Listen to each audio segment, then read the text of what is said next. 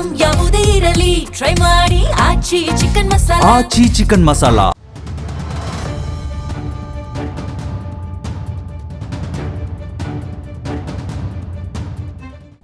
ನಮಸ್ಕಾರ, ವಿಶೇಷ ಕಾರ್ಯಕ್ರಮಕ್ಕೆ ಸ್ವಾಗತ. ನಾನು ಸುನಿಧಿ ಮಂಜುನಾಥ್.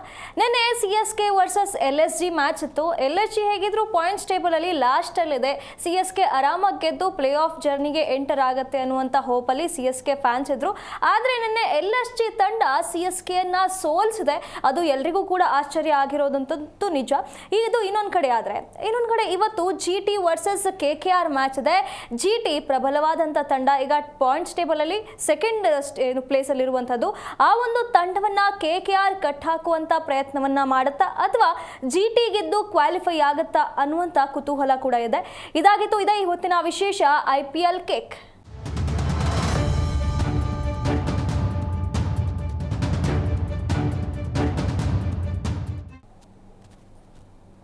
ನಿನ್ನೆ ಹಾಗೂ ಇವತ್ತಿನ ಪಂದ್ಯದ ಬಗ್ಗೆ ಮಾತಾಡೋದಕ್ಕೆ ಇವತ್ತು ನನ್ನ ಜೊತೆ ಇದ್ದಾರೆ ಪ್ರೇಮ್ ಕುಮಾರ್ ಅವರು. ಅವರನ್ನ ಕಾರ್ಯಕ್ರಮಕ್ಕೆ ಸ್ವಾಗತಿಸೋಣ.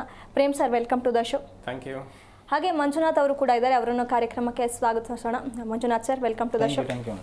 ಪ್ರೇಮ್ ಸರ್, ನಿಮ್ಮಿಂದ ಆರಂಭ ಮಾಡೋದಾದ್ರೆ, ನಿನ್ನೆ CSKಗೆ ನಿರ್ಣಾಯಕ ಪಂದ್ಯವಾಗಿತ್ತು. ಗೆಲ್ತಾರೆ ಅಂತ ಹೇಳಿ ಅನ್ಕೊಂಡಿದ್ವಿ, ಏನು ಪ್ಲೇ ಆಫ್ಗೆ ಹೋಗ್ತಾರೆ ಅನ್ನುವಂಥ ನಂಬಿಕೆಯಲ್ಲಿ CSK ಫ್ಯಾನ್ಸ್ ಇದ್ರು. ಆದರೆ ನಿರಾಸೆ ಮಾಡಿದ್ದಾರೆ. ಇದ್ರ ಬಗ್ಗೆ ಹೇಳೋದಾದ್ರೆ 100% ಎಲ್ಲಿ ಚೆನ್ನೈ ಪ್ಲೇ ಆಫ್ ಆಸೆನ ಲಕ್ನೋ ಏನು ಭರ್ಜರಿಯಾಗಿ ಗೆಲ್ಲೋದ್ರ ಮೂಲಕ ಅದ್ರ ಮೇಲೆ ತಣ್ಣೀರು ಎರಚಿದ್ದಾರೆ.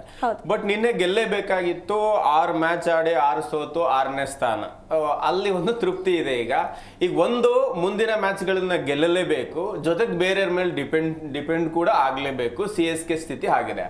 ಹಾಗಿದ್ರೆ ನಿನ್ನೆ ಲಕ್ನೋಗೆ ಇಂಪಾರ್ಟೆಂಟ್ ಇತ್ತ ಮ್ಯಾಚು CSKಗೆ ಇತ್ತ ಅಂತ ನೋಡೋದಾದ್ರೆ ಸುನಿದೆ 100% CSKಗೆ ಇದ್ದಿದ್ದು. ಯಾಕಂದ್ರೆ ಹೋಗ್ಬೇಕಾದ್ರೆ ಎಲ್ಲರೂ ಎಳ್ಕೊಂಡೇ ಹೋಗ್ತಾರೆ. ಮೊನ್ನೆ ಮುಂಬೈ ಕೂಡ ಅದೇ ಕೆಲಸ ಮಾಡಿದ್ದು. ಈ ಬರೋ ಒಳಗೇನೆ ಅದೇನ್ ತಂಡದ ಮುಂದೆ ಅಂತ ಹಾಕ್ತಾರೆ, ಕ್ಯೂ ಹಾಕೋ ಜಾಗದಲ್ಲಿ ಈ ಹಾಕೋ ತಂಡಗಳು ಬಹಳ ಡೇಂಜರ್. ಹೋಗ್ಬೇಕಾದ್ರೆ ನಾನು ಹೆಂಗೂ ಹೋಗ್ತಿದ್ದೀನಿ ಬಾ ಗುರು ಅಂತ ಕರ್ಕೊಂಡು ಹೋಗ್ತಾರೆ, ಇಲ್ಲ ಪಾಯಿಂಟ್ ಟೇಬಲ್ ನ ಉಲ್ಟಾ ಪಲ್ಟಾ ಮಾಡ್ತಾರೆ. ಹಾಗಾಗಿ ಬಹಳ ನಿಗಾ ಇರ್ಬೇಕಾಗಿದ್ದು 5, 6 ಅಥವಾ 7ನೇ ಸ್ಥಾನದಲ್ಲಿರೋ ತಂಡಗಳು. ನಿನ್ನೆ 5ನೇ ಸ್ಥಾನ 6ನೇ ಸ್ಥಾನದಲ್ಲಿದ್ದು RR ಮತ್ತು CSK. ಇವಕ್ಕೆ ಮುಂದಿನ ಟಾಪ್ 4ಗೆ ಎಲಿಜಿಬಲ್ ಆಗ್ಲಿಕ್ಕೆ ಅರ್ಹತೆ ಇತ್ತು ಕೂಡ. ನಿನ್ನೆ ಮ್ಯಾಚ್ ಅನ್ನ ಗೆಲ್ಲಲೇಬೇಕಾದ ಹಂತಕ್ಕಿತ್ತು. ಹಾಗಾದ್ರೆ ಎಲ್ಲಿ ಎಡುವುದು ಅಂತ ನೋಡೋದಾದ್ರೆ, ನಾವು ನಿನ್ನೆ ಹೇಳಿದ್ದೀವಿ ಘಟಾನುಘಟಿ ಸ್ಟಾರ್ ಆಟಗಾರ ಇರುವಂತ ತಂಡ LSG ಆಗಿರೋದ್ರಿಂದ ಫಾರಿನ್ ಪ್ಲೇಯರ್ಗಳನ್ನೇ ನೆಚ್ಕೊಂಡಿದ್ದಾರೆ. ಹೋಗ್ಬೇಕಾದ್ರೆ ಮುಂದಿನ ಬಾರಿಗೆ ನಮ್ಮನ್ನ ಪ್ಲೇಯಿಂಗ್ 11 ಅಲ್ಲಿ ಆಡಿಸ್ಬೇಕು, ಜೊತೆಗೆ ಒಂದು ಒಳ್ಳೆ ಗುಡ್ ವೈಬ್ ಬೇಕಂದ್ರೆ ತುಂಬಾ ಒಳ್ಳೆ ಎಂಡ್ ಅನ್ನ ಕೊಡ್ಬೇಕಾಗತ್ತೆ ಆ ತಂಡ. ಹಾಗಾಗಿ ಕ್ಯಾಪ್ಟನ್ಸಿ ಬದಲಾವಣೆ ಮಾಡ್ತಾರೆ ಅನ್ನೋ ಒಂದು ಟ್ರೋಲ್ ಜೊತೆಗೆ ಆ ತಂಡ ಜಯಗಳಿಸ್ತಿಲ್ಲ ಅನ್ನೋದೊಂದಿತ್ತು. ಜೊತೆಗೆ ಇವ್ರ ಮೇಲೆ ಸೋತಿದ್ವಿ ಹಿಂದಿನ ಮ್ಯಾಚ್ ಅನ್ನ ಅನ್ನೋದು ಅವ್ರು ಸೇಡ್ ತೀರ್ಸ್ಕೊಳ್ಳಕ್ಕೆ ರೆಡಿ ಆಗಿದ್ರು. ಹಾಗಿರ್ಬೇಕಾದ್ರೆ ಒಂದು ಪಕ್ಕ ಪ್ರಾಪರ್ ಪ್ಲಾನ್ ಜೊತೆಗೆ ಬರ್ಬೇಕಿತ್ತು. ಅದರಲ್ಲೂ ಕೂಡ ಮಾರ್ಚ್ ಏನಿದ್ದಾರೆ ಹಿಂದಿನ ಮ್ಯಾಚ್ ಗಳಲ್ಲಿ ಸೆಂಚುರಿ ಹೊಡೆದಾಲಿಂದ ತುಂಬಾ ಚೆನ್ನಾಗಿ ಕಾಣಿಸ್ಕೋತಾ ಇದ್ದಾರೆ. ಯಾವಾಗ ಇಂಗ್ಲಿಷ್ ಕಮ್ ಬ್ಯಾಕ್ ಮಾಡಿದಾರೋ ಆ ತಂಡಕ್ಕೆ ಓಪನಿಂಗ್ ತುಂಬಾ ಚೆನ್ನಾಗಿ ಬರ್ತಾ ಇದೆ. ಹಾಗಾಗಿ ನಿನ್ನೆ ಕೂಡ ಅವರಿಬ್ರು ಕೂಡ ಮೊದಲನೇದಾಗಿ ಗಾಯಕ್ವಾಡ್ ಅವರು ಟಾಸ್ ಯಾವಾಗ ಸೋತ್ರು, ಅರ್ಧ ಮ್ಯಾಚ್ ಅನ್ನ ಸೋತ್ರು. ಟಾಸ್ ಗೆದ್ದ ತಕ್ಷಣನೇ ಹೇಳಿದ್ ಒಂದೇ ಪಂತು, ನಾವು ಚೇಂಜಿಂಗ್ ಮಾಡ್ಬಿಡ್ತೀವಿ ಅಂತ. ಯಾಕಂದ್ರೆ ಈಗಿರೋ ಇಂಡಿಯನ್ ಕಂಡೀಷನ್ ಅದು ಬೆಟರ್. ಇನ್ನೊಂದ್ ಕಡೆಗೆ ಆರಂಭಿಕವಾಗಿ ಬ್ಯಾಟಿಂಗ್ ಮಾಡೋ ಚಾನ್ಸ್ ಸಿಕ್ಕಾಗ ಒಂದು ಜವಾಬ್ದಾರಿಯುತ ಬ್ಯಾಟಿಂಗ್ ಮಾಡಬೇಕಾಗಿದ್ದು ಓಪನರ್ ಇಬ್ರು ಕೂಡ. ಮೊದಲು ಓವರ್ ಚೆನ್ನಾಗತ್ತೆ, ಸಂಜು ಚೆನ್ನಾಗಿ ಆಡ್ತಾರೆ, ಗಾಯಕ್ವಾಡ್ ಸಿಂಗಲ್ ಆಡಿದ್ರು ಚೆನ್ನಾಗಿ ಸ್ಕೋರ್ ಬರುತ್ತೆ. ನಂತರ ಅದನ್ನು ಉಳಿಸ್ಕೊಂಡು ಹೋಗಿಲ್ಲ, ಗಾಯಕ್ವಾಡ್ ವಿಕೆಟ್ ಹೋಗುತ್ತೆ. ಅಲ್ಲೂ ಕೂಡ ಆಕಾಶ್ ಮಹಾರಾಜ್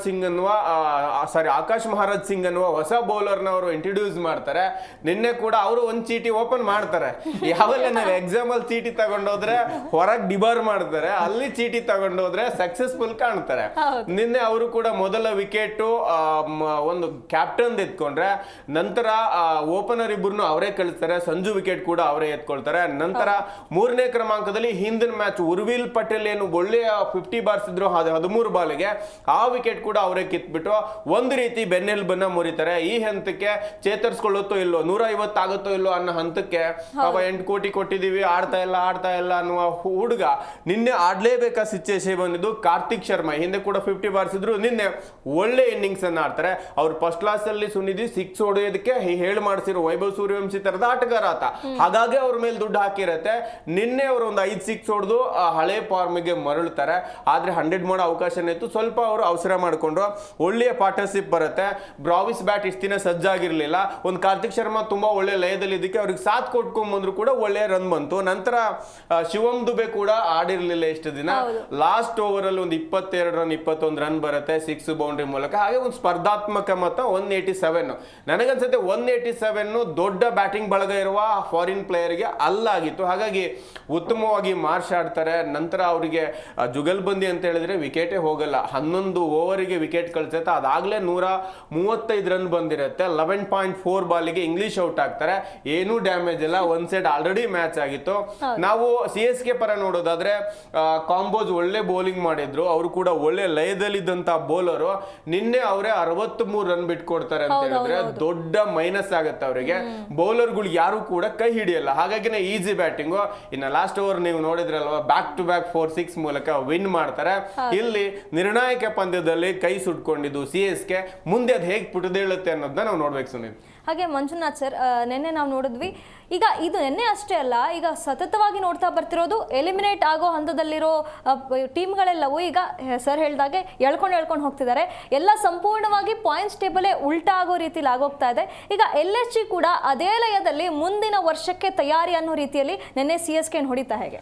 ಸೊ ಈ IPL ಅಂತ ಬಂದಾಗ LSG ಒಂಥರ ಒಂದು ವಿಶೇಷವಾದ ತಂಡ. ಯಾಕೆ ಅಂತಂದ್ರೆ ಯಾರೇ ಕ್ಯಾಪ್ಟನ್ ಆಗಿರ್ಬೋದು, ಯಾರೇ ಒಬ್ಬ ಪ್ಲೇಯರು ಆಡದೇ ಇರಲಿ, ಅಲ್ಲಿ ಒಂಥರ ಹೆಂಗೆ ಅಂದ್ರೆ ಕಾಂಟ್ರವರ್ಸಿ ಜಾಸ್ತಿ. ಯಾಕೆಂದ್ರೆ ಅಲ್ಲಿ ನಿರ್ಣಾಯಕ, ಯಾಕಂದ್ರೆ ಓನರ್ ಇರೋದ್ರಿಂದ ನಾವು ಆಡಲೇಬೇಕು ಅನ್ನೋ ಒಂದು ಬರದಲ್ಲಿ ಆಡ್ತಾರೆ. ಅಲ್ಲಿ ಎಡುತ್ತಾರೆ, ವಿಕೆಟ್ ಒಪ್ಪಿಸ್ತಾರೆ, ಪರ್ಫಾರ್ಮೆನ್ಸ್ ನೀಟಾಗಿ ಕೊಡಲ್ಲ. ಇವನ್ ತುಂಬ ನೋಡಿದ್ವಿ ನಾವು. ಯಾಕಂದರೆ ಅದು ಒಂಥರ ವಿಶೇಷವಾದ ತಂಡ ಈ ನಮ್ಮ IPL ಅಭಿಮಾನಿಗಳಿಗೆ. ಯಾಕೆಂದರೆ ಅವರು ಒಂಥರ ಹೆಂಗೆ ಅಂದರೆ ಈವನ್ ಇನ್ಕ್ಲೂಡ್ ಆಗ್ಬಿಡ್ತಾರೆ. ಓನರ್ ಬಂದ್ಬಿಟ್ಟು ಹಂಗೆ ಹಿಂಗೆ ಅಂತಾರೆ, ಕೋಚ್ ಕೊಡೋ ಥರ ಆಗ್ಬಿಡ್ತಾರೆ. ಸೊ ಅವಾಗ ಆಟಗಾರರ ಮನಸ್ಥಿತಿ ಎಲ್ಲೋ ಹೋಗ್ಬಿಡುತ್ತೆ. ಅದನ್ನು ಉಲ್ಟಾ ಪಲ್ಟಾ ಮಾಡಿದ್ರು. ಒಂಥರ ಹೆಂಗೆ ಅಂದರೆ ಗೆದ್ದಾಗ ಖುಷಿ ಪಡ್ತಾರೆ ಓನರು, ಸೋತಾಗ ಅಷ್ಟೇ ಒಂದು ಸ್ಪೋರ್ಟಿವ್ ತಗೊಳಲ್ಲ. ಅದನ್ನು ಒಂಥರ ಮೈನಸ್ ಆಗಿ ನಿರಾಸವಾಗಿ ತಗೊಂಡು ಆ ಅಗ್ರೆಷನ್ನೆಸ್ ಒಬ್ಬ ಪ್ಲೇಯರ್ಗಳ ಮೇಲೆ ಆಗ್ತಾರೆ. ಅವಾಗ ಪ್ಲೇಯರ್ ಮನಸ್ಥಿತಿ ಹೆಂಗಿರುತ್ತೆ ಅಂದ್ರೆ, ನಾನು ಹೆಂಗು ಆಡಿಲ್ಲ ಅಂದ್ರೂ ಬೈತಾರೆ, ಆಡಿದ್ರು ಬೈತಾರೆ ಅನ್ನೋ ಒಂದು ಮನಸ್ಥಿತಿ ಇರ್ತಾರೆ. ಸೊ ನೆಕ್ಸ್ಟು ನೀವು ಹೇಳಿದ್ರಿ ಕರ್ಕೊಂಡು ಹೋಗ್ತಾರೆ ಅಂತ. ಸೊ ಅದು ವಾಡಿಕೆ ಬಂದ್ಬಿಟ್ಟಿದೆ. ಯಾಕೆಂದ್ರೆ ನಾನು ಹೋಗ್ತೀನಿ, ನನ್ನ ಜೊತೆ ನೀನು ಬಾ ಅನ್ನೋ ಒಂದು ವಾಡಿಕೆ ಇದೆ. ಅದನ್ನ ತುಂಬಾ ಮ್ಯಾಚ್ಗಳು ಇದು ಅವಲೇ ಸರ್ ತುಂಬಾ ಚೆನ್ನಾಗಿ ಹೇಳಿದ್ರು. ಮುಂಬೈನೂ ಕರ್ಕೊಂಡು ಹೋಗ್ತಾ ಇದೆ, ಈ ಕಡೆ LSGನೂ ಕರ್ಕೊಂಡು ಹೋಗ್ತಾ ಇದೆ. ಇಲ್ಲಿ ಬಲಿಕ ಬಕ್ರ ಆಗ್ತಾ ಇರೋದು ಒಂದು ಮೇ ಬಿ ಟಾಪ್ 1 ಇದ್ದಾಗ ಸೀರೀಸ್ ಅಲ್ಲಿ ಟಾಪ್ ಅಲ್ಲಿ ಇತ್ತು ಪಂಜಾಬ್. ಯಾಕೆಂದ್ರೆ ಹೇಳಿದ್ರೆ ತುಂಬಾ ಬಲಿಷ್ಠವಾದ ತಂಡ. ನೋಡುತ್ತಾ ಹೋದ್ರೆ ಆ ತಂಡ ಎಲ್ಲೋ ಹೋಗ್ಬಿಟ್ಟಿದೆ. ಈಗ ಈ LSG ಗೆದ್ದಿರೋದ್ರಿಂದ CSKಗೆ ನುಂಗಲಾರ್ದ ತುತ್ತಾಗ್ಬಿಟ್ಟಿದೆ. ಯಾಕಂದ್ರೆ ಬಿಸಿ ತುಪ್ಪ ಬಾಯಲ್ಲಿಟ್ಕೊಂಡು ಆ ಕಡೆ ಉಳಕ್ ಆಗ್ತಾ ಇಲ್ಲ, ಈ ಕಡೆ ನುಂಗಕ್ ಆಗ್ತಾ ಇಲ್ಲ, ಈ ಕಡೆ ಎಲಿಮಿನೇಟು ಆಗ್ತಾ ಇಲ್ಲ, ಮಿಡ್ಲಲ್ಲಿ ನಿಂತ್ಬಿಟ್ಟಿದ್ದಾರೆ. ನಿನ್ನೆ ಹೊಡೆದಿರೋ ಹೊಡೆತಕ್ಕೆ ಮೈನಸ್ ಆಗ್ಬಿಟ್ಟಿದೆ ಅವ್ರದ್ದು ರನ್ ರೇಟು. ಯಾಕೆ ಅಂದ್ರೆ ಪ್ಲಸ್ ಅಲ್ಲಿ ಇದ್ರೆ ಒಂದು ಲೆಕ್ಕಾಚಾರ ಕ್ಯಾಲ್ಕುಲೇಟ್ ಇಟ್ಕೊಂಡು ಮಾತಾಡ್ಬೋದು. ನಾವು ಮುಂಚೆ RCB ಅವ್ರು ಮಾಡ್ತಿದ್ವಿ ಕ್ಯಾಲ್ಕುಲೇಟ್ ಇಟ್ಕೊಂಡು. ಆ ಒಂದೆಲ್ಲ ಈಗ CSK ಅವ್ರು ಬಳ್ಳೊಳ್ಳಿ ತಗೊಂಡ್ಬಿಟ್ಟಿದ್ದಾರೆ. ಸೊ ಅದು ನಿನ್ನೆ ದಿನ CSKಗೆ ನುಂಗಲಾರ್ದ ತುತ್ತಾಗಿರೋದ್ರಿಂದ ಹೆವಿ ಡ್ಯಾಮೇಜ್ ಆಗಿದೆ. ಹಾಗೆ ಪ್ರೇಮ್ ಸರ್, ಈಗ ನಿನ್ನೆ ನಾವು ಮಾತಾಡಿದ್ವಿ, ಈ ಒಂದು ಪಂದ್ಯ ಏನು ನಡೀತಾ ಇದೆ ಅಲ್ಲ, ಅದು ಎಲ್ಲವೂ ಕೂಡ ಉಲ್ಟಾ ಆಗಿರುವಂಥದ್ದು. CSK ಆಡ್ತಾ ಇರುವಂಥ ಪ್ರದರ್ಶನವನ್ನು ನೋಡಿದಾಗ ಮೊದಲೆಲ್ಲ ಸೋತಿರೋ ತಂಡಗಳನ್ನು ಗೆಲ್ಕೊಂತ ಬಂತು, ಸೋತಿರೋ ತಂಡಗಳ ಜೊತೆ ಆಡಿರೋದಕ್ಕೆ ವಿನ್ ಆಗ್ತಾ ಬಂತು ಅಂತ ನಿನ್ನೆ ಮಾತಾಡಿದ್ವಿ. LSG ಕೂಡ ಅದೇ ಇದರಲ್ಲಿದೆ, ಸೊ ಗೆಲ್ಬೋದು ಅಂತಿತ್ತು. ಆದರೆ ನೆಕ್ಸ್ಟು ಈಗ ಇರುವಂಥದ್ದು ಎರಡೂ ಕೂಡ ಬಲಿಷ್ಠವಾದಂಥ ತಂಡ SRH ಮತ್ತು GT. ಈಗ ಸೋತಿರೋ ತಂಡಗಳ ಜೊತೆನೇ ತಾನು ಗೆಲ್ಲಕ್ಕಾಗದೇ ಇರುವಂಥದ್ದು ಮುಂದಿನ ಹೇಗೆ ಫೇಸ್ ಮಾಡ್ಬೋದು ಅನ್ಸುತ್ತೆ? 100% ನೀವು ಹೇಳಿರೋ ಪಾಯಿಂಟು ಇಂಪಾರ್ಟೆಂಟ್ ಆಗುತ್ತೆ. ಯಾಕಂತ ಹೇಳಿದ್ರೆ ಒಂದು ವೇಳೆ ಇವತ್ತು ನೀವು ಮುಂದಿನ ಪಂದ್ಯಗಳನ್ನ SRH ಮತ್ತೆ GT ಮೇಲೆ CSK ಆಡ್ಲೇಬೇಕು. ಒಂದು ನೀವು ಹೇಳಿದಾಗೆ ಲಕ್ನೋ ಅದರ ಮನೆಗೆ ಹೋಗುವ ಕಾರ್ಯಕ್ರಮದಲ್ಲಿದೆ, ಅದಕ್ಕೇನು ಡ್ಯಾಮೇಜ್ ಆಗಲ್ಲ. ಈಗ ನಾವು ಉಳ್ಕೋಬೇಕಂದ್ರೆ CSK ಏನ್ ಮಾಡ್ಬೇಕು, ಮುಂದಿರುವ ಪಂದ್ಯವನ್ನ SRH ಮತ್ತೆ GT ಮೇಲೆ ಗೆದ್ರೆ ಒಳ್ಳೆಯ ರನ್ ರೇಟ್ ಅಲ್ಲಿ ಗೆಲ್ಬೇಕು. ಈಗಾಗಲೇ +0.027 ಇರುವಂತಹ ರನ್ ರೇಟ್ ಅನ್ನ ಇಂಪ್ರೂವ್ ಮಾಡ್ಕೋಬೇಕು. ಜೊತೆಗೆ ಮೇಲೆ ಯಾವ ತಂಡಗಳು RR ಹೇಗೆ ಸೋಲುತ್ತೆ, RCB ಯಾರನ್ನು ಸೋಲ್ಸುತ್ತೆ ಅನ್ನೋದು ಕೂಡ ಈ ಟೀಮಿಗೆ ಲೆಕ್ಕಾಚಾರ. ಅವರು ನಾವೇನೇ ಅನ್ಕೊಳ್ಳಿ, RCBಯ ಮುಂದಿನ ಪ್ರದರ್ಶನದ ಮೇಲೆ CSK ನಿರ್ಧಾರ ಕೂಡ ಇದೆ. ಇನ್ನೊಂದು ತನ್ನ ಸ್ವಂತ ಬಲದ ಮೇಲೆ ಗೆಲ್ಲಬೇಕಾದ ಅನಿವಾರ್ಯತೆ ಇದೆ. ಅದು ಮತ್ತೆ SRH ಮತ್ತೆ GT ಮೇಲೆ. SRH ಮತ್ತು GT ಈಗಿರುವ 2ನೇ ಸ್ಥಾನದಲ್ಲಿ ಇದೆ, ಹೈದರಾಬಾದ್ 3ನೇ ಸ್ಥಾನದಲ್ಲಿ ಇರೋದ್ರಿಂದ ಈಗ ಒಂದು ವೇಳೆ ಇವತ್ತು GT KKR ಮೇಲೆ ಗೆದ್ರೆ ಟಾಪ್ 1 ಹೋಗುತ್ತೆ, ಕ್ವಾಲಿಫೈ ಆಗುತ್ತೆ. 18 ಅಂಕಗಳೊಂದಿಗೆ ಕ್ವಾಲಿಫೈ ಆಗುತ್ತೆ. ಟಾಪ್ 1 ಉಳಿಸ್ಕೋಬೇಕಂದ್ರೆ ಅದು ಕಡೆಯ ಮ್ಯಾಚ್ ಅನ್ನು ಕೂಡ ಗೆಲ್ಲೇಬೇಕು. ಅದು ಇರುವಂತ CSK ಮೇಲೆ ಅದು ಗೆಲ್ಲೇಬೇಕಾಗತ್ತೆ. ಯಾಕಂದ್ರೆ ಟಾಪ್ 1 ನಲ್ಲಿ 2 ಅಲ್ಲಿ ಇರೋರಿಗೆ ಅಡ್ವಾಂಟೇಜ್ ಇದೆ, ಅದನ್ನ ಪಡ್ಕೋಬೇಕಾಗತ್ತೆ. ಅದು ಒಂದು ವೇಳೆ ಈ GT ಏನಾದ್ರೂ ಮತ್ತೆ GT ಏನಾದ್ರೂ CSK ಸೋಲ್ಸಿ ಟಾಪ್ ಅಲ್ಲಿ ಇರುತ್ತೆ ಅನ್ನೋ ನಿರ್ಧಾರಗಳಾದಾಗ ಮತ್ತೆ ಏಟು ಬೀಳುತ್ತೆ. ಇನ್ನು SRH ಸೋಲತ್ತ, SRH 2ನೇ ಸ್ಥಾನದಲ್ಲಿ ಇದೆ, ಅದು ಟಾಪ್ 1-2ಗೆ ಕಾಂಪೀಟ್ ಮಾಡ್ತಾ ಇದೆ RCB ಜೊತೆ. ಹಾಗಾಗಿ ಅದು ಒಂದು ಒಳ್ಳೆ ಬ್ಯಾಟಿಂಗ್ ಲೈನ್ ಅಪ್ ಇರುವ ತಂಡ. ಇವಕ್ಕೆಲ್ಲ ಹೋಲಿಸಿದ್ರೆ ಆಡು ಮತ್ತೆ ಆನೆಯ ಒಂದು ಹೋಲಿಕೆ ಕಾಣ ಸಿಗುತ್ತೆ ನಮಗೆ ಪ್ರದರ್ಶನದ ಆಧಾರದ ಮೇಲೆ. ಯಂಗ್ ಪ್ಲೇಯರ್ಸ್ ಇದ್ದಾರೆ, ಮುಂದೆ ಮೋಲ್ಡ್ ಆಗ್ಬೋದು, ಬಟ್ ಸದ್ಯದ ಪ್ರದರ್ಶನದ ಆಧಾರದ ಮೇಲೆ ನಾನು ಹೇಳ್ತಾ ಇರೋದು ಭದ್ರವಾಗಿದ್ದಾರೆ. ಆ ಬ್ಯಾಟಿಂಗ್ ಬೆನ್ನೆಲುಬು, ಬೌಲಿಂಗು ಎಲ್ಲವೂ ಕೂಡ ಸದೃಢವಾಗಿದೆ. ಇಲ್ಲಿ ಬೌಲಿಂಗ್ ಇದ್ರೆ ಮಿಡ್ಲ್ ಆರ್ಡರ್ ಇಲ್ಲ, ಮಿಡ್ಲ್ ಆರ್ಡರ್ ಆಡಿದ್ರೆ ನಿನ್ನೆ ಓಪನರ್ ಆಡ್ತಾ ಇಲ್ಲ. ಅದರಲ್ಲೂ ಋತುರಾಜ್ ಗಾಯಕ್ವಾಡೆ ಒಂದು ಒಳ್ಳೆ ಸ್ಟ್ರೈಕ್ ರೇಟ್, ಟೆಸ್ಟ್ ಆಡುವಂತ ಸ್ಟ್ರೈಕ್ ರೇಟ್ ಅಲ್ಲೂ ಬ್ಯಾಟ್ ಬೀಸ್ತಾ ಇಲ್ಲ. ಒಂದು ಕ್ಯಾಪ್ಟನ್ಸಿ ಜಲಕ್ಕೂ ತರ್ತಾ ಇಲ್ಲ, ಎರಡು. ಹಾಗಾಗಿ ಇನ್ನು ಗ್ರೌಂಡ್ ಅಲ್ಲಿ ಅಗ್ರೆಸಿವ್ ಮೂಡು, ಒಂದು ಒಳ್ಳೆ ವಿನ್ನಿಂಗ್ ಪರ್ಫಾರ್ಮೆನ್ಸ್ ಬರ್ತಾರ, ಆ ಮೂಡು ಕ್ರಿಯೇಟ್ ಮಾಡಲ್ಲ. ಹಾಗಾಗಿ ಕ್ಯಾಪ್ಟನ್ಸಿ ವೈಫಲ್ಯ ಒಂದ್ ಕಡೆಗೆ, ಇವು ಅಗ್ರೆಸಿವ್ ನಾಯಕರು ಒಂದ್ ಕಡೆಗೆ, ಹೀಗಿದೆ. ಇನ್ನೊಂದು ನಾವು RCB ಮೇಲೆ ಯಾಕೆ ಡಿಪೆಂಡ್ ಆಗುತ್ತೆ ಅಂತ ಹೇಳಿದ್ರೆ, RCB ನೆಕ್ಸ್ಟ್ PBKS ಮೇಲೆ SRH ಮೇಲೆ ಆಡತ್ತೆ. PBKS ನ ಸೋಲ್ಸಿ SRH ನ ಸೋಲ್ಸಿದ್ರೆ SRH ಗಳು ಕೆಳಗ್ ಬರೋದ್ರಿಂದ ಇದಕ್ಕೆ 4ನೇ ಹಂತಕ್ಕೆ ಹೋಗ್ಲಿಕ್ಕೆ ಅಥವಾ ಇನ್ನಿರುವ 2 ಮ್ಯಾಚ್ ಅನ್ನು ಗೆದ್ದಾಗ ಇವೆರಡು ಡೌನ್ ಆಗ್ತವೆ. ಹಾಗಾಗಿ RCB ಮೇಲೂ ಕೂಡ ಇದು ಡಿಪೆಂಡ್ ಆಗಿದೆ. ಹಾಗಿದ್ರೆ ಇವರು ಡಿಪೆಂಡ್ ಆಗಿದ್ರೆ ಹೇಗೆ ನಾವು ಮೋಲ್ಡ್ ಆಗಬೇಕು ಅಂತ ಹೇಳಿದ್ರೆ, ಬೌಲಿಂಗ್ ಅಲ್ಲಿ ಬದಲಾವಣೆ ಮಾಡ್ಕೋಬೇಕು. ಅಖಿಲ್ ಹಸನೇನ್ ಒಳ್ಳೆ ಲಯದಲ್ಲಿದ್ದ ಬೌಲರ್ನ ಕೂರಿಸ್ಬಿಟ್ಟು ಇವರು ಹೊಸಬ್ರನ್ನ ತಗೊಂಡ್ಬರ್ತಾರೆ, ಮೈನಸ್ ಆಗುತ್ತೆ. 4 ವಿಕೆಟ್ ತಗೊಂಡ ಬೌಲರ್ನ ಕೂರಿಸ್ತಾರೆ. ಒಂದು ಇನ್ನು ಓಪನಿಂಗ್ ಅಂತ ಬಂದಾಗ ಋತುರಾಜ್ ಗಾಯಕ್ವಾಡು ಮಾತ್ರೆ ಅಂತ ಒಳ್ಳೆ ಪ್ಲೇಯರ್ಗಳಿದ್ದು, ಯಂಗ್ ಸ್ಟಾರ್ ಒಳ್ಳೆ ಪ್ಲೇಯರ್ ಇದ್ರು, ಇವರು ಓಪನಿಂಗ್ಗೆ ಬರ್ತಾ ಇದಾರೆ, ಫ್ಲಾಪ್ ಆಗ್ತಿದ್ದಾರೆ. ಇನ್ನು ಸಂಜು ಕಂಟಿನ್ಯೂಟಿ ಇಲ್ಲ. ಸಂಜು ಹತ್ರ ಒಂದ್ ಮ್ಯಾಚ್ ಆಡಿದ್ರೆ ಒಂದ್ ಮ್ಯಾಚ್ ಆಡ್ತಾ ಇಲ್ಲ, ಸಿಚುಯೇಷನ್ ರೀಡ್ ಮಾಡ್ತಾ ಇಲ್ಲ. ಯಂಗ್ ಪ್ಲೇಯರು ನಿನ್ನೆ ಆಡಿದ್ರು, ಓಕೆ, ಆಡದೆ ಹೋಗಿದ್ರೆ ಇಲ್ಲೂ ಕೂಡ ಲಾಸ್ ಆಗಿರೋದು. ನಿನ್ನೆ ಚೆನ್ನಾಗಿ ಆಡಿದ್ದು ಅಂತ ಹೇಳಿದ್ರೆ ಕಾರ್ತಿಕ್ ಶರ್ಮಾ ಆಡ್ಬಿಟ್ಟು ಸೈಲೆನ್ಸ್ ತೋರಿಸಿದ್ರು. ನಡ್ರಿ ಮನೆಗೆ ಹೋಗೋಣ ಅಂತ ಸೈಲೆನ್ಸ್ ತೋರಿಸಿದ್ರು, ಏನೋ ಗೊತ್ತಿಲ್ಲ. ಸೋತ್ ಮೇಲೆ ಅದು ಅವರೇ ಉತ್ತರ ಕೊಡ್ಬೇಕು. ಇನ್ನೊಂದ್ ಕಡೆಗೆ ಹೋಗೋ ಟೈಮಲ್ಲಿ ಶಿವಮ್ ದುಬೆ ನಾನು ಆಡ್ತೀನಿ, ಒಂಚೂರು ಅಪ್ದೇ ಆರ್ಡರ್ ಕೊಡಿ ಅನ್ನೋರಲ್ಲಿ ಬ್ಯಾಟಿಂಗ್ ಮಾಡಿದ್ರು. ಹಾಗಾಗಿ ಒಂದ್ ಕಡೆಗೆ ಬೌಲಿಂಗ್ ಸ್ಟ್ಯಾಂಡ್ ಇಲ್ಲ, ಮಿಡ್ಲ್ ಆರ್ಡರ್ ಸಾಮರ್ಥ್ಯ ತುಂಬಾ ಕಡಿಮೆ ಇದೆ ಅವರಿಗೆ. ನೋಡಿ, ಉರ್ವಿಲ್ ಒಂದ್ ಮ್ಯಾಚ್ ಆಡಿದ್ರೆ ಇನ್ನೇ ಆಡಿಸಿದ್ರು, ಪಾಪ ನಿನ್ನೆ ಆಡಿಲ್ಲ. ಹಾಗಾಗಿ ಅವ್ರಿಗೆ ಒಂದು ಪ್ಲೇಯಿಂಗ್ 11 ಗೊಂದಲ ಇದೆ. ಮೇ ಬಿ ಇವ್ರೇನಾದ್ರೂ ಗೆದ್ರೆ ನನ್ನ ಪ್ರಕಾರ ಲಕ್ಕಿಲಿ ಬರ್ಬೇಕೆ ವಿನ ಮುಂದಕ್ಕೆ ಬರೋಕೆ RR ಒಳ್ಳೆ ಪ್ರದರ್ಶನ ಮಾಡ್ತು, ಇನ್ನು PBKS ಒಳ್ಳೆ ಪ್ರದರ್ಶನ ಮಾಡಿದ್ರೆ ಟಾಪ್ 4 ಬರೋದು ನನ್ನ ಪ್ರಕಾರ ಡೌಟ್ ಇದೆ. ಹಾಗೆ ಮಂಜು ಸರ್, ನೆನ್ನೆ ನಾವು ನೋಡ್ತೀವಿ ಪ್ಲೇಯರ್ಸ್ ಏನಿದ್ರು ಬೌಲಿಂಗ್ನಲ್ಲಿ CSK ಎಷ್ಟು ಚೆನ್ನಾಗಿ ಪರ್ಫಾರ್ಮ್ ಮಾಡ್ತಾ ಇತ್ತು, ಅಲ್ಲಿ ನಾವೆಷ್ಟು ಚೆನ್ನಾಗಿ ಅವರ ಪರ್ಫಾರ್ಮೆನ್ಸನ್ನು ನೋಡ್ಕೊಂಡು ಬಂದಿದ್ದೀವಿ.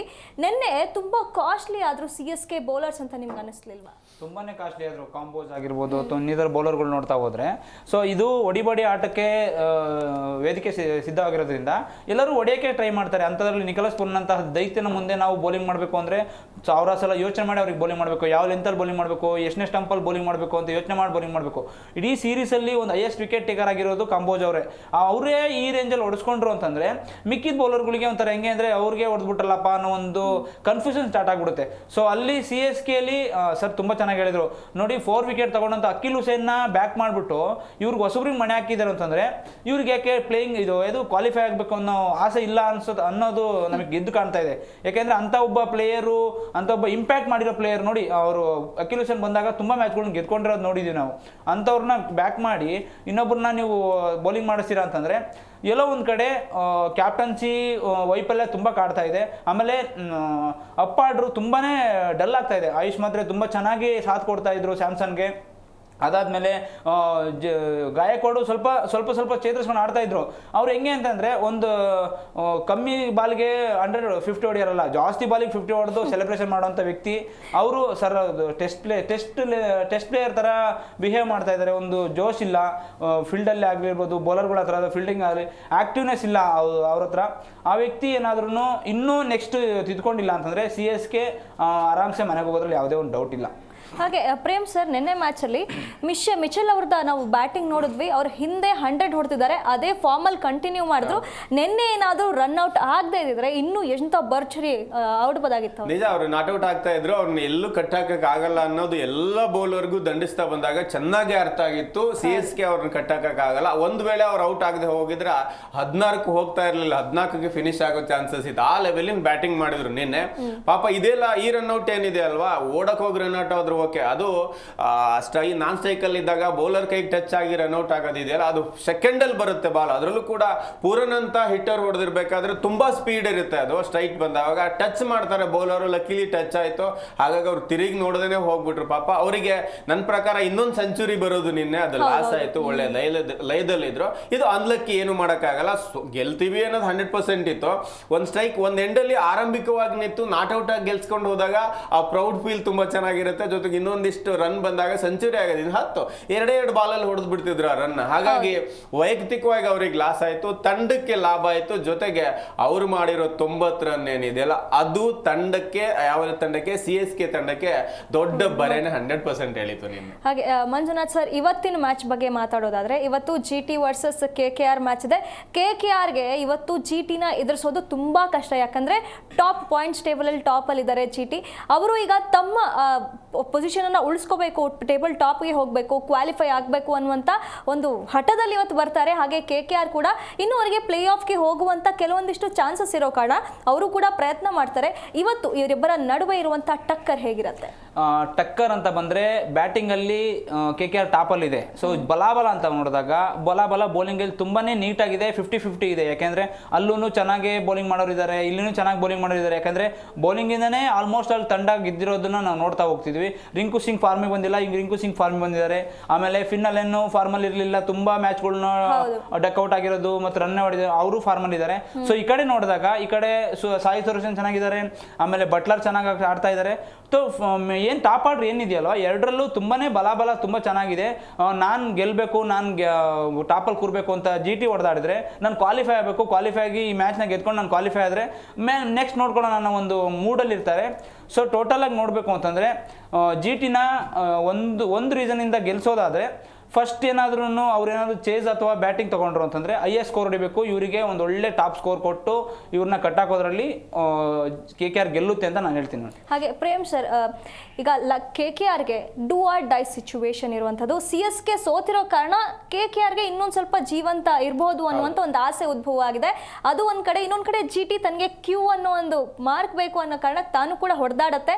ಹಾಗಾಗಿ ಇದು ಟಾಪ್ ಟೇಬಲ್ಗೆ ಹೋಗೋ ಪ್ರಯತ್ನ ಹೆಚ್ಚಾಗಿ ಕಾಣಿಸ್ತಿದೆಯಾ? KKR ಪ್ಲೇ ಆಫ್ ಜರ್ನಿಗೆ ಎಂಟ್ರಿ ಮಾಡೋದು ಜಾಸ್ತಿ ಇಲ್ಲ, ಟಾಪ್ 1 ಮತ್ತು 2 ಅಲ್ಲಿ ಅಡ್ವಾಂಟೇಜ್ ಇದೆ. ಸೋತ್ರ ಆಪ್ಷನ್ ಇರುತ್ತೆ ಮುಂದಿನ ಹಂತಕ್ಕೆ ಹೋಗ್ಲಿಕ್ಕೆ. ಈ ಕಾರಣಕ್ಕೋಸ್ಕರ ಅದರಲ್ಲೂ ಕೂಡ ಅವ್ರ ಮೆಚುರಿಟಿ ಏನಂದ್ರೆ, PBKS ಕಳೆದ 5 ಮ್ಯಾಚ್ಗಳನ್ನ ಸೋತ್ರೆ ಅವರ ಕರ್ಮ ಇವ್ರಿಗೆ ರಿಟರ್ನ್ಸ್ ಅಂದಂಗೆ ಇವರು 5 ಮ್ಯಾಚ್ಗಳನ್ನ ಸತತವಾಗಿ ಗೆದ್ದಾರೆ. CSK ಇಂದ ಆರಂಭವಾಗಿ RR, PBKS ಮತ್ತೆ SRH ವರೆಗೂ ಇವರು 5 ಮ್ಯಾಚ್ಗಳನ್ನ ಕಂಟಿನ್ಯೂ ಆಗಿ ಗೆದ್ದಿದ್ದಾರೆ. ಒಂದು ಈಗ 2ನೇ ಸ್ಥಾನದಲ್ಲಿದ್ದಾರೆ, RCB ಟಾಪರ್ ಆಗಿದ್ದಾರೆ. 2ನೇ ಸ್ಥಾನದಲ್ಲಿ ಇರೋದು GT, 8ನೇ ಸ್ಥಾನದಲ್ಲಿ ಇರುವಂತದ್ದು KKR. ಈಗ ವಿನ್ನಿಂಗ್ ಅಂತ ನೋಡಕ್ ಬಂದ್ರು ಅಷ್ಟೇ, 11 ಮ್ಯಾಚ್ ಅಲ್ಲಿ 8 ಮ್ಯಾಚ್ ಅನ್ನ ಗೆದ್ದು 4 ಕ್ಲಾಸು 16 ಅಂಕಗಳೊಂದಿಗೆ 2ನೇ ಸ್ಥಾನದಲ್ಲಿದ್ರೆ, ಇನ್ನ KKR 11 ಮ್ಯಾಚ್ 4 ಗೆದ್ದು 6 ಸೋತು, 1 ಮಳೆಯಿಂದ ರದ್ದಾಯ್ತು, 9 ಅಂಕಗಳಿಂದ -0 ಇದ್ದಾರೆ. ಹೀಗಿರ್ಬೇಕಾದ್ರೆ ಸತತವಾಗಿ ಗೆದ್ರೆ ಮೇಲ್ಗಡೆ ಅಂಕಪಟ್ಟಿಯಲ್ಲಿ ಸೋಲು ಗೆಲುವು ಆಗ್ತಾ ಇರೋದ್ರಿಂದ, ನಿನ್ನೆ CSK ಸೋತಿರೋದ್ರಿಂದ may be RR next match ಹೇಗ್ ಮಾಡತ್ತೋ, ಪಂಜಾಬ್ ಹೇಗ್ ಮಾಡತ್ತೋ ಗೊತ್ತಿಲ್ಲ, ಒಂದು ಒಳ್ಳೆ ಪರ್ಫಾರ್ಮೆನ್ಸ್ ಮಾಡಿ ಗೆದ್ರೆ KKRಗೂ ಕೂಡ ಒಂದು ಜೀವಂತವಾಗಿದೆ. ಹಾಗಿದ್ರೆ ಜೀವಂತವಾಗಿರುವಂತ KKR ಗೆಲ್ಲತ್ತಾ, ಅಥವಾ ಇವತ್ತು ಗೆದ್ರೆ ಪ್ಲೇ ಆಫ್ ನ ಕ್ಯೂ ನೀವು ಹೇಳಿದಾಗ 100% ಕ್ಯೂ ಆಗುತ್ತೆ. ಸ್ಥಾನ ಉಲ್ಟಾ ಪಲ್ಟಿ ಆದ್ರೂ ಮುಂದಿನ ಹಂತಕ್ಕೆ ಕ್ವಾಲಿಫೈ ಆಗುವ ಮೊದಲ ತಂಡವಾಗಿ GT ಹೊರಹೊಮ್ಮತ್ತೆ. ಇನ್ನೊಂದ್ ಕಡೆಗೆ 5 ಮ್ಯಾಚ್ ಅನ್ನು ಗೆಲ್ಲಲಿಕ್ಕೆ GT ಏನಾಯ್ತು ಅಂತ ಹೇಳಿದ್ರೆ, ಪ್ರಮುಖ ಟ್ರಂಪ್ ಕಾರ್ಡ್ ಅಂತ ಹೇಳಿದ್ರೆ ಗ್ಲೇನ್ ಫಿಲಿಪ್ಸ್ ನ ಕೂರಿಸ್ಬಿಟ್ಟು ಯಾವಾಗ ಜೇಸನ್ ಹೋಲ್ಡರ್ ನ ತಗೊಂಬಂದ್ರು ಅಲ್ಲಿ ತಂಡಕ್ಕೆ ಪ್ಲಸ್ ಆಯ್ತು. ಯಾಕಂತ ಹೇಳಿದ್ರೆ ಹೈಯೆಸ್ಟ್ ವಿಕೆಟ್ ಟೇಕರ್ ಪಟ್ಟಿಯಲ್ಲಿ ಅವರು 6 ಮ್ಯಾಚ್ ಆಡಿದ್ರು ಕೂಡ ಜೇಸನ್ ಹೋಲ್ಡರ್ 13 ಅಂಕಗಳಿಂದ 11ನೇ ಸ್ಥಾನದಲ್ಲಿದ್ದಾರೆ. ಇನ್ನು 12ನೇ ಸ್ಥಾನದಲ್ಲಿ ಅತ್ಯಂತ ಡಾಟ್ ಬಾಲ್ ಹಾಕಿರೋರ್ ಪಟ್ಟಿಲಿ ಯಾರು ಕಾಣ ಸಿಗ್ತಾರೆ ಅಂದ್ರೆ, ಒಂದು ಮೊಹಮ್ಮದ್ ಸಿರಾಜ್, ಇನ್ನೊಂದು ಕಗಿಸೋ ರಬಾಡ ಎಲ್ಲಿದ್ದಾರೆ ಮೋಸ್ಟ್ ವಿಕೆಟ್ ಟೇಕಿಂಗ್ ಅಲ್ಲಿ ಅಂದ್ರೆ, ಇವತ್ತು ಮೋಸ್ಟ್ಲಿ ಅವರು ಟಾಪರ್ ಆಗ್ತಾರೆ. ಪರ್ಪಲ್ ಕ್ಯಾಪ್ ಕೂಡ ಅವ್ರಿಗೆ ಬರುತ್ತೆ. ಯಾಕಂತ ಹೇಳಿದ್ರೆ 2ನೇ ಸ್ಥಾನದಲ್ಲಿ ಇದ್ದಾರೆ. ಭುವಿ 22 ವಿಕೆಟ್ ತಗೊಂಡು ಮೊದಲನೇ ಸ್ಥಾನದಲ್ಲಿ ಇದ್ರೆ, ಕಗಿಸೋ ರಬಾಡ 21 ವಿಕೆಟ್ ಇಂದ 2ನೇ ಸ್ಥಾನದಲ್ಲಿ ಇದ್ದಾರೆ. ಡಾಟ್ ಬಾಲ್ ಅಲ್ಲೂ ಇವರು 2ನೇ ಸ್ಥಾನದಲ್ಲಿ ಇದ್ದಾರೆ. ಇನ್ನೊಂದ್ ಕಡೆಗೆ ನೋಡೋದಾದ್ರೆ ಇಲ್ಲಿ ಒಂದು ಪ್ರಸಿದ್ಧ ಕೃಷ್ಣ ಕೂಡ 8ನೇ ಸ್ಥಾನದಲ್ಲಿ 14 ವಿಕೆಟ್ ತಗೊಂಡ್ರೆ, ಇನ್ನು ಮೊಹಮ್ಮದ್ ಸಿರಾಜ್ 12ನೇ ಸ್ಥಾನದಲ್ಲಿ ಇದ್ದಾರೆ. ಇಲ್ಲಿ KKR ಅಲ್ಲಿ ಯಾರು ಒಬ್ಬರು ಟಾಪ್ 10 ಅಥವಾ 12 ಒಳಗೆ ಕಾಣಿಸ್ತಾರ ಅಂತ ನೋಡಿದ್ರೆ, 6ನೇ ಸ್ಥಾನದಲ್ಲಿ ಕಾರ್ತಿಕ್ ತ್ಯಾಗಿ ಇದ್ದಾರೆ, 16 ವಿಕೆಟ್ ತಗೊಂಡಿದ್ರೆ ಒಳ್ಳೆ ಬೌಲಿಂಗ್ ಪರ್ಫಾರ್ಮೆನ್ಸ್. ಅವರು ಈ ಮ್ಯಾಚ್ ಗೆಲ್ಲಲಿಕ್ಕೆ ಕಾರ್ತಿಕ್, ಪಿನ್ನಲೇನ್ ಅಂತ ಆಟಗಾರರು ಹೆಲ್ಪ್ ಮಾಡಿದ್ದಾರೆ. ನನಗೆ ಯಾಕೆ ಅಂಕಿಅಂಶ ಹೇಳಿದೆ ಅಂದ್ರೆ, ಬೌಲಿಂಗ್ ತುಂಬಾ ಸದೃಢವಾಗಿದೆ. ಕಗಿಸೋ ರಬಾಡ ಮತ್ತೆ ಮೊಹಮ್ಮದ್ ಸಿರಾಜ್ ಓಪನಿಂಗ್ ಡ್ಯಾಮೇಜ್ ಮಾಡಿದ್ರೆ ಮಧ್ಯಮ ಕ್ರಮಾಂಕವನ್ನ ಬೆನ್ನೆಲುಬು ಮುರಿಲಿಕ್ಕೆ ಹೋಲ್ಡರ್ ಇದ್ದಾರೆ. ಹೋಲ್ಡರ್ಗೆ ಅಂತದೊಂದು ಒಳ್ಳೆ ಪರ್ಫಾರ್ಮೆನ್ಸ್ ಬರ್ಲಿಕ್ಕೆ ಅಲ್ಲಿ ಸ್ಟಾರ್ ಸ್ಪಿನ್ನರ್ ರಶೀದ್ ಖಾನ್ ಏನ್ ಮಾಡ್ತಾರೆ, ವಿಕೆಟ್ ಬೀಳದೆ ಹೋದ್ರು ಸುಮ್ಮನೆ ಡಾಟ್ ಬಾಲ್ ಗಳನ್ನ ಹಾಕಿ ಬ್ಯಾಟ್ಸ್ಮನ್ ಗಳ ಮೇಲೆ ಒತ್ತಡ ಹೇರ್ತಾ ಇದ್ದಾರೆ. ಇನ್ನ ಮೋಸ್ಟ್ ರನ್ನಿಂಗ್ ಅಲ್ಲಿ ನೋಡಕ್ ಹೋದ್ರೆ ನಾವು ಇಲ್ಲಿ KKR ನ ಒಬ್ಬ ಆಟಗಾರರು ಟಾಪ್ 11 ನಲ್ಲಿ ಕಾಣ ಸಿಗಲ್ಲ. ನಿಮಗೆ ಟಾಪ್ 1 ನಲ್ಲಿ ಇರುವಂತ ಆಟಗಾರರು ಕ್ಲಸನ್ ಇದ್ದಿದ್ರೆ 508 ರನ್ ಹೊಡೆದು ಎರಡನೇ ಸ್ಥಾನದಲ್ಲಿ ಸಾಯಿ ಸುದರ್ಶನ್ 501 ರನ್ ಹೊಡೆದಿದ್ದಾರೆ. ಇವತ್ತು ಈ ತಂಡಕ್ಕೆ ಪರ್ಪಲ್ ಜೊತೆಗೆ ಆರೆಂಜ್ ಕ್ಯಾಪ್ ಬರೋ ಸಾಧ್ಯತೆ ಎಲ್ಲ ಇದೆ. 7 ರನ್ ಬೇಕು, ಹೊಡಿತಾರೆ. ಇನ್ನು ವಿರಾಟ್ ಕೊಹ್ಲಿ 3ನೇ ಸ್ಥಾನದಲ್ಲಿ ಇದ್ದಾರೆ, ಅಭಿಷೇಕ್ 4ನೇ ಸ್ಥಾನ ಆಗಿದ್ರೆ, KL ರಾಹುಲ್ 5ನೇ ಸ್ಥಾನ, ಮತ್ತಗೇನ್ 6ನೇ ಸ್ಥಾನದಲ್ಲಿ 467 ರನ್ ಹೊಡೆದು ಇಲ್ಲಿ ಗಿಲ್ ಇದ್ದಾರೆ. ಒಂದ್ ಕಡೆಗೆ ಬ್ಯಾಟಿಂಗ್ ಬೌಲಿಂಗ್ ಎರಡರಲ್ಲೂ ಸದೃಢವಾಗಿರುವ GT 2ನೇ ಕ್ರಮಾಂಕದಲ್ಲಿದೆ, ಸತತ ಗೆಲುವು. ಈ ಅಹಂ ಇಲ್ಲದೆ ಗೇಮ್ ಪ್ಲಾನ್ ಜೊತೆಗೆ ಬಂದ್ರೆ 100% ಇವತ್ತು ಗೆಲ್ಬಹುದು. ಯಾಕಂತ ಹೇಳಿದ್ರೆ ಸಾಯಿ ಸುದರ್ಶನ್ ಜೊತೆಗೆ ಗಿಲ್ ಓಪನಿಂಗ್ ಮಾಡ್ತಾರೆ, ಇಬ್ಬರಲ್ಲಿ ಒಬ್ರು ಸ್ಟ್ಯಾಂಡ್ ಆಗ್ತಾರೆ. ಹಾಗೇನೆ ನಿಮಗೆ ನಮ್ಮ ಇಂಗ್ಲೆಂಡ್ ಮೂಲದ ಜಸ್ ಬಟ್ಲರ್ ಬರ್ತಾರೆ, ನಮ್ಮ ಸುಂದರ್ ಆಡ್ತಾರೆ, ಅಲ್ಲಿ ಒಳ್ಳೆಯ ಕಾಂಬಿನೇಷನ್ ಬರುತ್ತೆ. ಮಧ್ಯಮ ಕ್ರಮಾಂಕ ಡಲ್ ಆಗಿತ್ತು, ಅಲ್ಲಿ ಹೋಲ್ಡರ್ ಬ್ಯಾಟಿಂಗ್ ಬೌಲಿಂಗ್ ಎರಡರಲ್ಲೂ ಕೂಡ ಹೆಲ್ಪ್ ಮಾಡ್ತಾ ಇದ್ದಾರೆ ಅವರಿಗೆ. ಹಾಗಾಗಿ ಅಲ್ಲಿ ಕೂಡ ರಶೀದ್ ಖಾನ್ ತೆವಾಟೆ ಈ ತಂಡಕ್ಕೆ ಅವರು ಹೆಲ್ಪ್ ಮಾಡಿಕೊಡ್ತಿದ್ದಾರೆ. ಹಾಗಾಗಿ ಒಂದು ಬ್ಯಾಲೆನ್ಸಿಂಗ್ ಇರೋ ತಂಡವಾಗಿ ಮುಂದೆ ಗುರುತಿಸಿಕೊಂಡಿದೆ. ಇನ್ನು KKR ಅಂತ ಬಂದಾಗ ಇಲ್ಲೂ ಕೂಡ ನಾಯಕನ ವೈಫಲ್ಯ, ನಾಯಕನ ಒಂದು ಸಾಮರ್ಥ್ಯ ತುಂಬಾ ಒಂದು ಅಗ್ರೆಸಿವ್ನೆಸ್ ಮೋಡ್ ಇರಲ್ಲ, ಫೀಲ್ಡಿಂಗ್ ಅಲ್ಲಿ ಒಂದು ಚಮತ್ಕಾರಿ ಇರಲ್ಲ, ಅವರೇ ಕ್ಯಾಚ್ ಬಿಡ್ತಾ ಇದ್ದಾರೆ. ಜೊತೆಗೆ ಫೀಲ್ಡಿಂಗ್ ಕಳಪೆ ಆಗಿದೆ. ಬೌಲಿಂಗ್ ಕಾರ್ತಿಕ್ ತ್ಯಾಗಿನ ಹೊರತುಪಡಿಸಿದ್ರೆ ನರೇನ್ ಮತ್ತೆ ಈಗ ಸ್ವಲ್ಪ ಲಯಕ್ಕೆ ಬರ್ತಾ ಇದ್ದಾರೆ ಸ್ಪಿನ್ನರ್ ವರುಣ್ ಚಕ್ರವರ್ತಿ. ಹಾಗಾಗಿ ಒಂದು 4 ಮ್ಯಾಚ್ ಗೆದ್ರು. ಒಳ್ಳೆ ಬೌಲಿಂಗ್ ಇದೆ ಇವ್ರದ್ದು, ಅಂತದೊಂದು ಕಳಪೆ ಏನಿಲ್ಲ. ಅಲ್ಲಿ ಅರೋರಾ ಕೂಡ ಒಳ್ಳೆ ಬೌಲಿಂಗ್ ಮಾಡ್ತಾರೆ, ಬ್ಯಾಟಿಂಗ್ ಮಾಡ್ತಾರೆ. ಇನ್ನು ಬ್ಯಾಟಿಂಗ್ ಅಂತ ಬಂದಾಗ ಇವ್ರು ನೆಚ್ಕೊಂಡಿದ್ದ ಪಿನ್ ಅಲೆನ್ ಇರ್ಬೋದು, ಜೊತೆಗೆ ಗ್ರೀನ್ ಬೌಲಿಂಗ್ ಬ್ಯಾಟಿಂಗ್ ಎರಡರಲ್ಲೂ ಇವರಿಬ್ಬರು ಆಟಗಾರ ತುಂಬಾ ಚೆನ್ನಾಗಿ ಆಡ್ತಿದ್ದಾರೆ. ಇನ್ನ ಇದರಲ್ಲಿ ಸ್ಟಾರ್ ಪ್ಲೇಯರ್ ಅಂತ ಹೊರ ಹೊಮ್ಮೋದು ಅಂತ ಹೇಳಿದ್ರೆ ರಘುವಂಶಿ ಒಳ್ಳೆ ಬ್ಯಾಟಿಂಗ್ ಮಾಡ್ತಾ ಇದ್ದಾರೆ. ಈಗ ಎಚ್ಚೆತ್ಕೊಳ್ಳೇಬೇಕಾಗಿದ್ದು ಫೀಲ್ಡಿಂಗ್ ಬ್ಯಾಟಿಂಗ್ ಒಂದು. ಬ್ಯಾಟಿಂಗ್ ಅಲ್ಲಿ ಅಂತ ಬಂದಾಗ ಅಜಿಂಕ್ಯ ರಹಾನೆ ಓಪನಿಂಗ್ ಬರ್ತಾರೆ. ಅಜಿಂಕ್ಯ ರಹಾನೆ ಒಂದು ಸ್ವಲ್ಪ ಒಳ್ಳೆ ಸಾಥ್ ಕೊಟ್ರೆ ಪಿನ್ ಅಲೆನ್ಗೆ ಒಂದು ಒಳ್ಳೆ ರನ್ ಬರುತ್ತೆ. ರಘುವಂಶಿ ಅದನ್ನ ಮೇಂಟೈನ್ ಮಾಡ್ತಾರೆ. ಕನ್ನಡಿಗ ನಮ್ಮ ಮನೀಶ್ ಪಾಂಡೆ ಇನ್ ಆಗಿದ್ದಾರೆ, ಅವ್ರನ್ನ ಇವತ್ತು ಕೂಡ ಆಡಿಸಿದ್ರು ಒಳ್ಳೇದು. ಇನ್ನು ಮಧ್ಯಮ ಕ್ರಮಾಂಕ ಅಂತ ಬಂದಾಗ ರಿಂಕು ಚೆನ್ನಾಗಿ ಆಡ್ತಾರೆ, ಪೋವಲ್ ಚೆನ್ನಾಗಿ ಆಡ್ತಾರೆ. ಅನ್ಫಾರ್ಚುನೇಟ್ಲಿ ಇವ್ರಿಗೆ ಗೆಲುವು ಸಿಕ್ಕಿಲ್ಲ. ಮೇ ಬಿ ಇವತ್ತೊಂದು ಗೆಲುವು ಸಿಕ್ಕರೆ ಪಟ್ಟಿ ಇನ್ನು ಬಹಳಷ್ಟು ಮೇಲೆ ಕೆಳಗಾಗುತ್ತೆ, ರೋಚಕತೆ ಇರುತ್ತೆ ಅಂತ ನಂಗೆ ಅನ್ಸುತ್ತೆ. ಕ್ರಿಕೆಟ್ ಅಭಿಮಾನಿಯೊಬ್ಬರು ಮಾತಾಡೋದಕ್ಕೆ ಕಾಯ್ತಾ ಇದ್ದಾರೆ, ಶ್ರೇಯಸ್ ಅಂತ ಹೇಳಿ ಬೆಂಗಳೂರಿಂದ. ಶ್ರೇಯಸ್ ಅವರೇ, ಇವತ್ತು ನನ್ನ ಧ್ವನಿ ಕೇಳಿಸ್ತಾ ಇದೆ ನಿಮಗೆ? ನನ್ನ ಧ್ವನಿ ಕೇಳಿಸ್ತಾ ಇದೆಯಾ? ಕರೆಕ್ಟಾಗಿದೆ.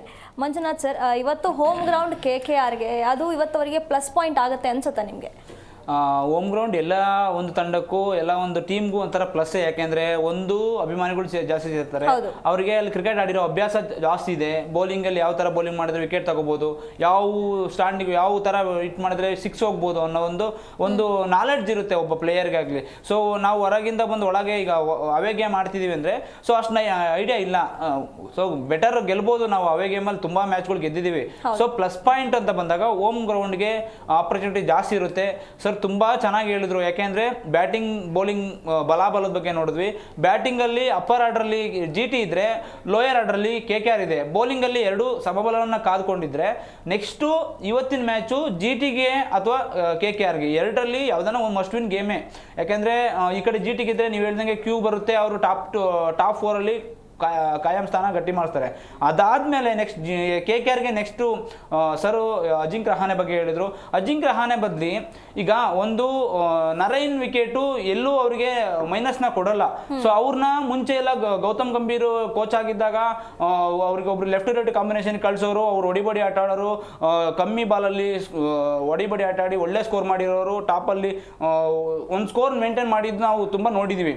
ಸೊ ಅಲ್ಲಿ ಒಂದು ಪ್ಲೇಸ್ನ ಚೇಂಜ್ ಮಾಡಿ ಏನಾದರೂ ನರೇನ್ ಪುಷ್ ಮಾಡಿದ್ರೆ ಟಾಪಲ್ಲಿ ಒಂದು ಒಳ್ಳೆ ಸ್ಕೋರ್ಗೆ ಯಾವುದೇ ಒಂದು ಕೊರತೆ ಇಲ್ಲ. ಯಾಕೆಂದ್ರೆ ಫಿನ್ ಅಲ್ಲಿ ರೈಟ್ ಆದ್ರೆ ಇವ್ರು ಲೆಫ್ಟ್ ಆಗ್ತಾರೆ, ಲೆಫ್ಟ್ ರೈಟ್ ಕಾಂಬಿನೇಷನ್ ಮ್ಯಾಚ್ ಆಗುತ್ತೆ. ರೈಟ್ ಮ್ಯಾಚ್ ಕಾಂಬಿನೇಷನ್ ಆಗಿಲ್ಲ ಅಂದ್ರೂ ರಹಾನೆ ಇದು ಅಂಥ ವಿಕೆಟ್ ಏನು ಅಂಥದ್ದೊಂದು ಸ್ಟ್ರಾಂಗ್ ಆಗಿ ರನ್ ನೋಡಿದ್ರೆ ನಾವು ನೋಡಿಲ್ಲ. ಇಲ್ಲೂ ಕ್ಯಾಪ್ಟನ್ ಹೋಗಿದ್ದಾರೆ, ಕೂಲ್ ಆಗಿದ್ದಾರೆ, ಅದ್ರ ಬಗ್ಗೆ ಮಾತಿಲ್ಲ.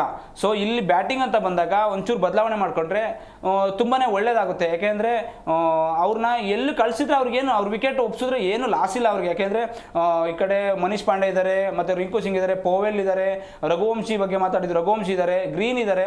ಇವ್ರನ್ನ ಬಿಟ್ಟರೆ ಅವರು ಲಾಸಲ್ಲಿ ಬಂದು ವಿಕೆಟ್ ಕಳೆದ ಮೇಲೆ ಅವ್ರು ಆಡೋದು ಎಷ್ಟು ವ್ಯತ್ಯಾಸ ಮಾಡಲ್ಲ. ಸೊ ಇವತ್ತೇನಾದರೂ ಒಂದು ಬದಲಾವಣೆ ಆದರೆ ತುಂಬ ಚೆನ್ನಾಗಿ KKR ಕಮ್ಬ್ಯಾಕ್ ಆಗುತ್ತೆ. ಅದು ಬಿಟ್ಟರೆ ಜಿ ಟಿ ಫೇವರ್ ಇದೆ ಇವತ್ತು. ಸರ್ ಕ್ವಿಕ್ ಆಗಿ ಈಗ ನಮ್ಮ GT ಅವರು ಏನು ಬದಲಾವಣೆ ಮಾಡ್ಕೊಂಡಿದ್ದಕ್ಕೆ ಇಷ್ಟು ಸ್ಟ್ರಾಂಗ್ ಆಯ್ತು ಅಂತ ಅನಿಸುತ್ತೆ? 100% ಜೇಸನ್ ಹೋಲ್ಡರ್ ಕೊಡುಗೆ ಅದ್ಭುತವಾಗಿದೆ. ಅದಕ್ಕೋಸ್ಕರನೇ ಅವ್ರು ಗೆಲ್ತಾ ಬರ್ತಿದ್ದಾರೆ. ಅದರಲ್ಲಿ ಅಂಡರ್ಲೈನ್ ಮಾಡಿ ಹೇಳ್ಬೋದು ಜೇಸನ್ ಹೋಲ್ಡರ್ ಅವರಿಗೆ ಈಗಿನ ವಿನ್ನಿಂಗ್, ಯಾಕಂದ್ರೆ ಬ್ಯಾಟಿಂಗ್ ಬೌಲಿಂಗ್ ಎರಡರಲ್ಲೂ ಕೂಡ ಒಳ್ಳೆ ಕೊಡುಗೆ ಕೊಡ್ತಾ ಇದ್ದಾರೆ. ಅವರ ಪ್ಲಸ್ ಅವರಿಗೆ ತುಂಬಾ ಪ್ಲಸ್ ಆಗಿದೆ. ಇವತ್ತು ಯಾರು ಗೆಲ್ಬೋದು ಅನ್ಸುತ್ತೆ? ನನ್ನ ಪ್ರಕಾರ GT ಗೆಲ್ಲತ್ತೆ. ಹೋಮ್ ಗ್ರೌಂಡ್ ಆಪರ್ಚುನಿಟಿನ ತಗೊಂಡು KKR ಬಗ್ಗೆ ಹೋಗ್ತೀನಿ. ಯಾಕೆಂದರೆ ಅದು ತುಂಬ ಒಂದು ಪ್ಲಸ್ ಪಾಯಿಂಟ್ನ ಬಳಸ್ಕೊಂಡು ಬಂದಿದೆ, ಹಂಗಾಗಿ KKR ಗೆಲ್ಲುತ್ತೆ. ಇಷ್ಟೊತ್ತು ನಮ್ಮೊಂದಿಗೆ ಕಾರ್ಯಕ್ರಮದಲ್ಲಿ ಭಾಗಿಯಾಗಿ ಇಷ್ಟೆಲ್ಲ ವಿಷಯಗಳನ್ನು ಚರ್ಚೆ ಮಾಡಿದ್ದಕ್ಕೆ ತಮ್ಮಿಬ್ಬರಿಗೂ ಧನ್ಯವಾದಗಳು. ನೋಡ್ದಲ್ಲ ವೀಕ್ಷಕರೇ, ನಿನ್ನೆ CSK ವರ್ಸಸ್ LSG ಮ್ಯಾಚಲ್ಲಿ CSK ಯಾವ ರೀತಿಯಾಗಿ ಪ್ರದರ್ಶನ ಕೊಡ್ತು, ತನಗೆ ಇದ್ದಂಥ ಈ ಒಂದು ನಿರ್ಣಾಯಕ ಪಂದ್ಯವನ್ನು ಹೇಗೆ ಕೈ ಬಿಟ್ಕೊಡ್ತು ಅನ್ನೋದನ್ನು ಮಾತನಾಡಿದ್ವಿ. ಹಾಗೆ ಇನ್ನೊಂದು ಕಡೆ ಇವತ್ತು KKR ವರ್ಸಸ್ GT ಮ್ಯಾಚ್ ಇರುವಂಥದ್ದು. ಪ್ರಬಲವಾದಂಥ GTನ KKR ಸೋಲ್ಸ್ಬೇಕು ಅಂತಂದ್ರೆ ಯಾವ ರೀತಿಯಾಗಿ ಪ್ರದರ್ಶನ ನೀಡಬೇಕು ಅನ್ನೋದನ್ನ ಮಾತಾಡಿದ್ವಿ. ಹಾಗಾದ್ರೆ GT ಇವತ್ತು ಕ್ವಾಲಿಫೈ ಆಗಿ ಕ್ವಾಲಿಫೈ ಕ್ಯೂ ಅನ್ನುವಂಥ ಸೈನನ್ನ ಪಡ್ಕೊಳ್ಳುತ್ತಾ ಅಥವಾ KKR ತನ್ನ ಪ್ಲೇ ಆಫ್ ಜರ್ನಿಗೆ ಎಂಟ್ರಿ ಆಗತ್ತಾ, ಈ ಎಲ್ಲ ವಿಷಯಗಳನ್ನ ಮಾತನಾಡಿದ್ವಿ. ಇದಾಗಿತ್ತು ಇವತ್ತಿನ ವಿಶೇಷ. ನೋಡ್ತಾ ಇರಿ ಜಿ ಕನ್ನಡ ನ್ಯೂಸ್, ಸತ್ಯವೇ ಸುದ್ದಿಯ ಜೀವಾಳ.